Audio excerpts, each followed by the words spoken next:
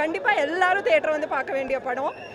மோர் தென் anything எல்லாருக்கும் 75 வயசில் அவர் பிரிய பார்க்கும்போது நம்மலாம் வாழ்க்கையில் என்ன பண்ணிட்டு இருக்கோம்னு தோணும். ஒரு இன்ஸ்பிரேஷனல் மூவியாக தான் இருக்கும். தலைவர் அனிருத் இந்த காம்பினேஷனை அடிச்சுக்கவே முடியாதுங்க. என்றென்றும் தலைவர். அனிருத் ஐயோப்பா சரியா பண்ணிக்கிறாருங்க. சான்ஸே இல்லை. பிஜிஎம் அப்படியே புல்லரிக்குது. ஒரு பிஜிஎம் ஃபைட்ஸ்லாம் பக்காவாக செஞ்சிருக்காரு. ஆக்ஷன்லாம் சான்ஸே இல்லை. எதுக்கு ஏ சர்டிஃபிகேட் கொடுத்தாங்கன்னு தான் தெரியல. படம் அவ்வளோ வயலன்ஸாக ஒன்றும் இல்லை. ஜெயிலர் மாதிரி தான் இருக்குது. ஃபைட்டெல்லாம் யூபிஐயே கொடுத்துருக்கலாம். 10க்கு 10 தாங்க. 10க்கு 500 வச்சுங்க. அக்கா மாஸ் மேடம் செம்மையாக இருக்குது படம். ஒவ்வொரு சீனும் லோகேஷ் வந்து வேற லெவல் பண்ணியிருக்காப்புல, செதுக்கி வச்சுக்கிறாப்புல. ஒரு சீனும் கண்டிப்பாக இருக்குது மேடம். வேற லெவல் இருக்குது.